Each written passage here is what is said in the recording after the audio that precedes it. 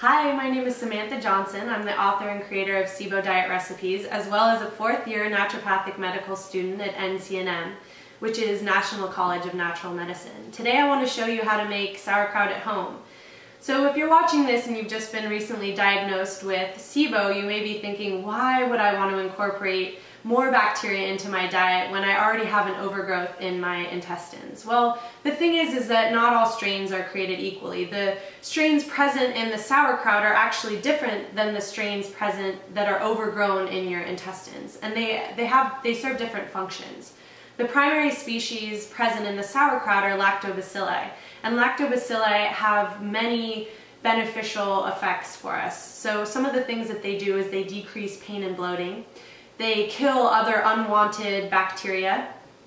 They help with the absorption of nutrients through our intestinal cells and block or decrease the permeability between intestinal cells where things are not supposed to move through. And in doing this, they also decrease inflammation in the body. So today I have a special guest with me, Ashley Rieger. She's a third-year naturopathic medical student and also really fantastic in the kitchen. We're going to be making her recipe today, actually, and I sampled it about a week ago, and it was so incredible that I told her she had to come and show me how to make it. And it seriously is the best sauerkraut I've ever had. And I don't say that lightly. I am a self-proclaimed food snob, and I happen to be half Polish, so I feel qualified to be a good judge of quality sauerkraut. And so anyway, without further delay, let's just get started here. Let's get started. I have already removed the outer layer of the cabbage, okay, and I'm going to go ahead and remove the core here too. And put that aside.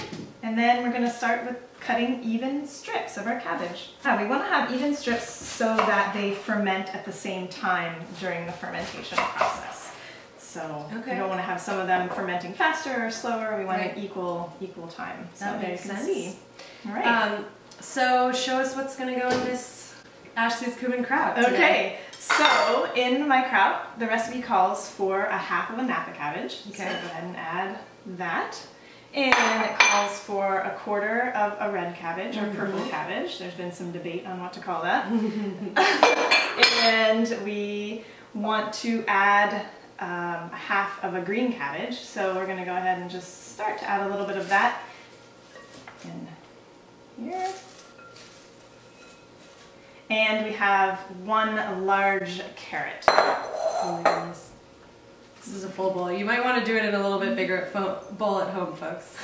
So actually, as we add the salt, today we're using Celtic sea salt, it's going to start to shrink it. So we'll just go ahead and add a tablespoon and a half to get it starting to shrink a little bit. Okay. Are you ready to dive in? I really am. Okay, let's do it. So go ahead and give it a massage. Okay. And the salt will start to decrease the level, and then we'll be able to add more of our ingredients here. So you said before that you're going to start with 1.5 tablespoons of salt. How do you know when you have enough salt? Yeah, we're going to use all of our senses, and so the first one is going to be taste, and we want it to taste like a Lay's potato chip. A Lay's potato chip? You heard me correctly, Samantha. We want it to have that flavor, and most people do in fact know what a Lay's potato chip tastes like. Salty. It's true. It's totally true. Sam's been over here massaging for about 10 minutes, and we can see that the cabbage is reduced. Let's go ahead and taste it. Okay. All right. Taste test. Salty. Woo! Tastes like a potato chip. What is the salt doing? Great question. It is creating a hypertonic environment for the cabbage. So basically that means that the salt is drawing the water out and starting to create a brine. Yeah, actually, it's really, you guys, I don't know if you can see this, but it's really wet in here. It's getting wet.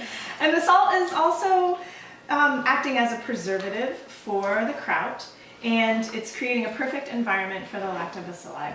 I'm a bit tired now. How long do I have to massage this for? Well, the massage time isn't crucial. Once the brine has started to be created, that's good, but we want to actually let it sit aside for about 15 to 30 minutes in order for the more brine to be created. To build up. Okay, so should we add the spices first? Let's go ahead and add the spices and then we'll put it aside.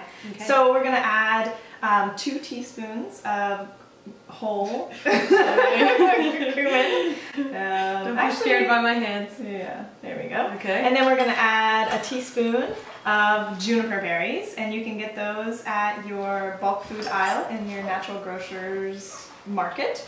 And then we're going to add 1/4 of a teaspoon of crushed red pepper, and if you like it spicier, you can go ahead and add a little more. Actually, I added 1/8. You can add 1/4 if you want it a little spicier.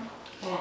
And we'll set it aside. All right. It's been about 30 minutes, and there's a good amount of brine that's formed here. Is it ready to pack, you think? I think we're ready to fill our mason jar. All right. Yeah. Let's get to it. So we're just using a funnel, a canning funnel here to make it a little easier. It's not necessary, so if you don't have one, that's fine. And we also have a tool that's going to help us pack the cabbage in here a little easier.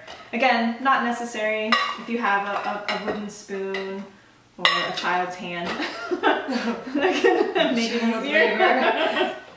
We're going to fill the vegetable level to just the shoulder here, and then we'll add the brine to top it off. Okay.